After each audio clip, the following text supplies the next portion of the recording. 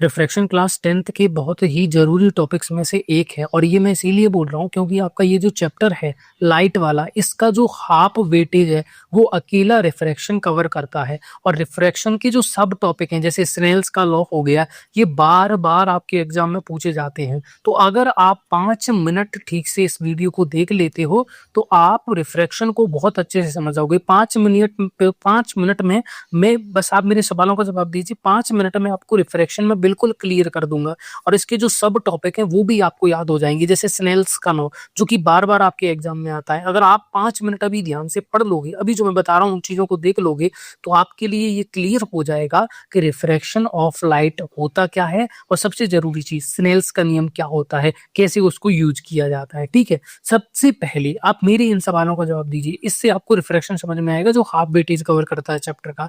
तो अब मुझे आपने जो अपने दैनिक जीवन में देखा है मैं उसी को पूछ रहा हूँ कि आपने कभी देखा है कि पानी के अंदर आपने कोई सिक्का वगैरह डाला हो और देखने पर उसका जो साइज है वो थोड़ा सा बड़ा लगने लगा हो? या ऐसा भी कई बार होता है हमने नींबू वगैरह को डाला हो पानी के अंदर, हमने कहीं और नींबू को रखा हो और पानी के अंदर उसकी पोजीशन कहीं और पर दिखाई दे रही हो, थोड़ा साइज भी अलग दिखाई दे रहा हो। वरना एक और सबसे सिंपल एक्सपेरिमेंट में बताऊं कि आपने किसी पेन को या पेंसिल को डाल दिया हो पानी के गिलास के अंदर, आप देख रहे हो कि जो पेन डली हुई है वो जगह अलग है और पानी में देखने पर, ग्लास के अंदर देखने पर वो पेन थोड़ी सी मुड़ी हुई दिख रही है या टूटी हुई दिख रही है या छोटी सी दिख रही है। ये जो फिनोमिना आप देखते हो इसको क्या बोला जाता है? इसको बोला जाता है रिफ्रैक्शन ऑफ लाइट। इसको क्या बोला जाता है? Refraction of light. लेकिन इस पॉइंट को समझने से पहले, क्या बता रहा हूं मैं, इस पॉइंट को समझने से पहले हमें जो जरूरी चीजें हैं वो थोड़ी सी समझ लेनी है। क्या? क्योंकि मैंने इससे पहले मैंने अभी इसका पहला जो लेक्चर था उसमें जो चीज समझाई थी 1 मिनट लगेगा उसको रिकॉल करने में, पहले उसको देख लेते हैं। मैंने बताया हम किसी भी ऑब्जेक्ट को देख पाते हैं तो उस ऑब्जेक्ट को हम किस तरीके से देख पाते हैं। सबसे पहले उस ऑब्जेक्ट के ऊपर क्या होती है? लाइट पड़ती है और फिर वो लाइट आकर हमारी आंखों पर, जैसे ये मान लो हमारी आंखें हैं तो हमारी आंखों पर सबसे पहले लाइट पड़ेगी किसके ऊपर? ये जो ऑब्जेक्ट है इसके ऊपर, इसको मैं बोल देता हूँ ऑब्जेक्ट। इस ऑब्जेक्ट के ऊपर लाइट पड़ेगी, फिर इस पर से लाइट लौट कर कहाँ पर पड़ेगी? हमारी आंखों पर पड़ेगी, तब हमें वो ऑब्जेक्ट दिखाई देगा। अब जरूरी चीज, इसी पॉइंट को आपको याद रखना है। मैंने आपको क्या बताया, रिफ्रैक्शन में क्या होता है, कोई चीज मुड़ी हुई या टूटी हुई या अलग जगह पर दिखाई देती है। जैसे मैंने पेन को डाला या पेंसिल को डाला ग्लास के अंदर, तो अब आप मुझे बताइए, बहुत सिंपल सा क्वेश्चन है, अब आप मुझे बताइए क्या वो पेंसिल एक्चुअली में टूटी हुई है? नहीं, वो बस देखने पर लग रही है कि वो टूटी हुई है। यानी हमारा जो ऑब्जेक्ट है वो कैसा है? हमारा जो ऑब्जेक्ट है वो बिल्कुल सही सलामत है, ऑब्जेक्ट में तो कोई दिक्कत ही नहीं है। तो दिक्कत कहाँ पर आएगी? फिर लाइट में। ठीक है, हमें कोई ऑब्जेक्ट कैसे दिख रहा है? पहले उस पर लाइट पड़ रही है, फिर लाइट लौट कर हमारी आंखों पर पड़ रही है। तो अगर ऑब्जेक्ट टेढ़ा है या टूटा हुआ है तो हमें वैसा ही दिखाई देगा। लेकिन अगर ऑब्जेक्ट ठीक है तो प्रॉब्लम कहाँ पर होगी? लाइट में होगी, वरना फिर आंख में प्रॉब्लम होगी। जब सभी को सेम चीज दिखाई दे रही है, सभी को वो टूटी हुई दिखाई दे रही है, यानी आंखों में कोई दिक्कत नहीं है, ऑब्जेक्ट में कोई दिक्कत नहीं है। प्रॉब्लम कहाँ पर है? प्रॉब्लम है लाइट के अंदर। लाइट जो है वो क्या हो जा रही है? बेंड हो जा रही है। और ये क्यों बेंड हो जा रही है? क्योंकि जो पानी है वो एक अलग मीडियम होता है और जो हवा है, जो एयर होती है, वो एक अलग मीडियम होता है। तो जब वो एक मीडियम से या एक मटेरियल से दूसरे मटेरियल के अंदर जाती है तब उसी को बोला जाता है रिफ्रैक्शन। तो देखो रिफ्रैक्शन के बारे में क्या लिखा हुआ है, रिफ्रैक्शन के बारे में लिखा हुआ है कि जो रिफ्रैक्शन होता है वो होती है बेंडिंग ऑफ लाइट। जो हमारा रिफ्रैक्शन है, जो हेडिंग डली हुई है, क्या है? रिफ्रैक्शन हमारा बेंडिंग ऑफ लाइट होता है। कब होता है? जब लाइट पास करती है कहां से? वन ट्रांसपेरेंट मटेरियल से अनदर के अंदर, दूसरे ट्रांसपेरेंट मटेरियल के अंदर। ये सिंपल होता है रिफ्रैक्शन। अब ये समझ, इसके जस्ट बाद हमें स्नेल का नियम समझना है। लेकिन स्नेल का नियम समझने के लिए जो सबसे जरूरी चीज है वो है ये डायग्राम। अगर ये डायग्राम आपने कवर कर लिया तो ये मान के चलो बोर्ड एग्जाम में आपने अच्छे खासे नंबर सिक्योर कर लिए। अब ये डायग्राम कवर करना बच्चों को बहुत कठिन लगता है, लेकिन बस आप 2 मिनट ठीक से देखोगे तो समझ में आ जाएगा। सबसे पहली चीज एग्जाम्पल क्या हो गया इसका? एग्जाम्पल बड़ा सिंपल हो गया, जो मैंने अभी बताया कि जब हम पुट करते हैं एक स्ट्रो को या पेंसिल को ग्लास ऑफ वाटर के अंदर तो ऐसा लगता है कि इट इज ब्रोकन और बेंट, या तो वो ब्रोकन यानी टूट गई है या बेंट हो गई है ना, वाटर के सरफेस पर। जब वाटर का सरफेस होता है वहां पर ऐसा फील होता है हमको, आप करके देख सकते हो एक्सपेरिमेंट।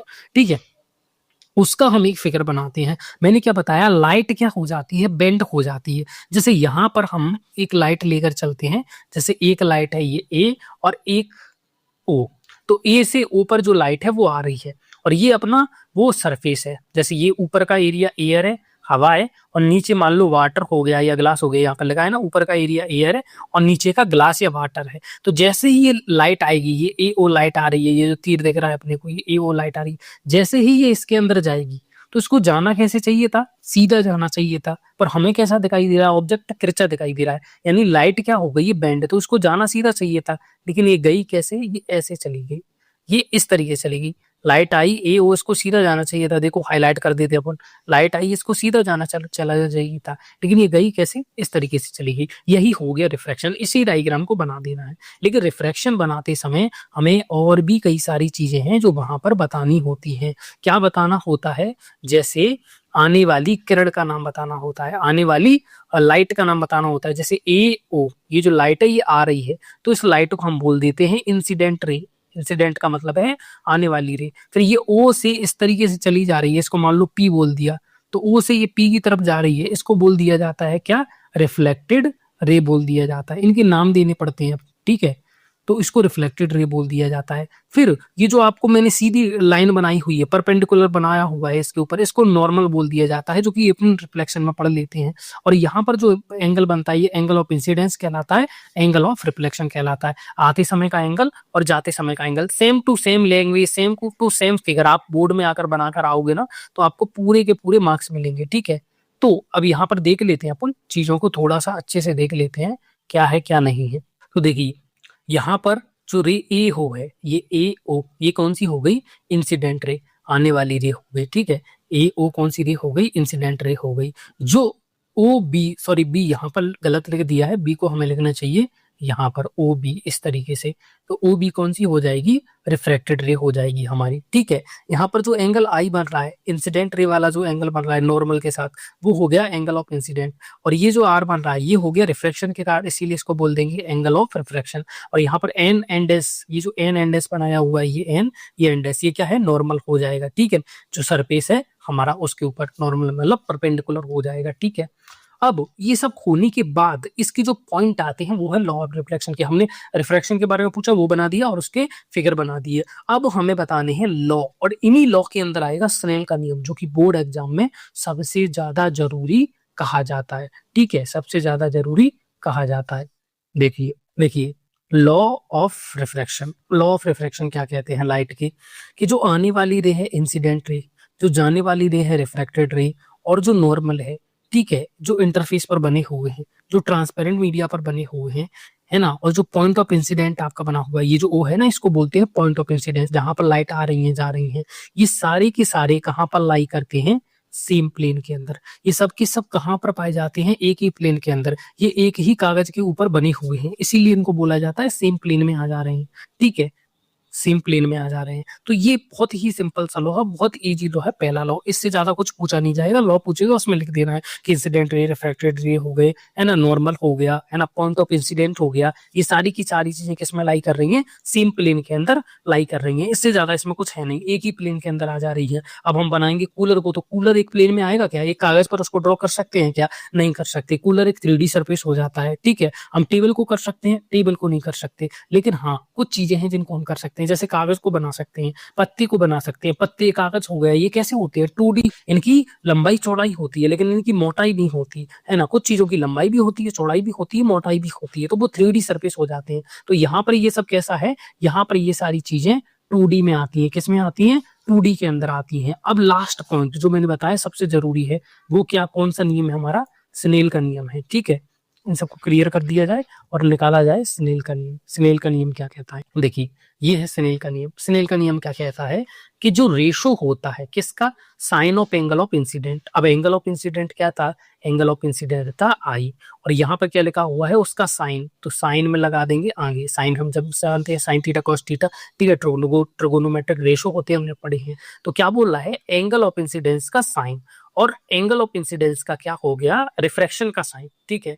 तो एंगल ऑफ इंसिडेंस हो गया ये आई, ठीक है, एंगल ऑफ रिफ्रैक्शन हो गया आई, इसका साइन हो गया साइन आर, सॉरी आर, ठीक है।